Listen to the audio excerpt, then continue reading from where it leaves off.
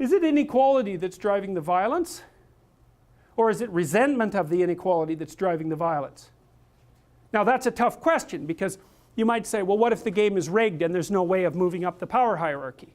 Well, then maybe anger and the desire for revolution is the appropriate response. But that doesn't really mean to me that the response should be the sort of thing that you see in high Gini coefficient neighborhoods, which is intraracial violence between men.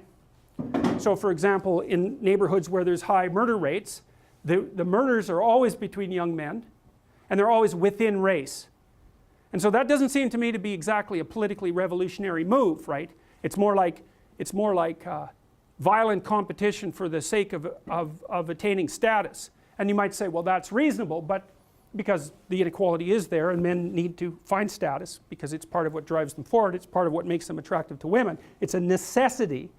Well, the question is, do you attain status through destruction, or do you start making your offerings, putting your offerings in order? And that's something we really need to figure out, because that's a fundamental political question. It's a fundamental political question. Anyways, what happens in this story is that Cain decides that the fact that God isn't accepting his offerings means that he's entitled to become angry and negative.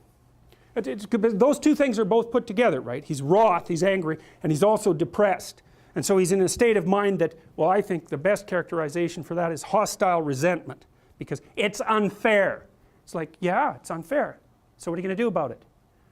You're going to get destructive about it? Or are you going to change your approach? Well, Cain, he does the ultimate thing, and this is what people do when they do the ultimate thing. Because that kind of hostile resentment has an archetypal endpoint. And the archetypal endpoint is the point that you get when you're hostile and resentful because you haven't been successful.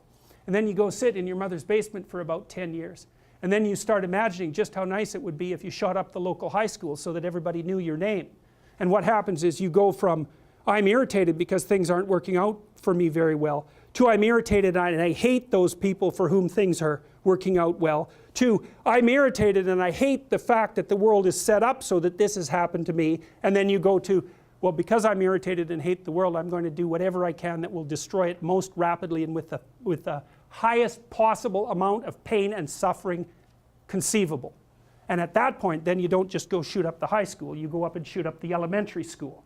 And so if you're wondering what kind of pathway people walk down to get to that point, that's the pathway.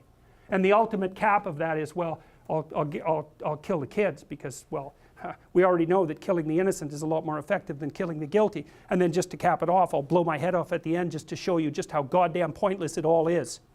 And so that's the logical extension of Cain's attitude. And you might think, well, that's a bit of an overreading. And I will say it's not an overreading at all. It's exactly what happens in the text.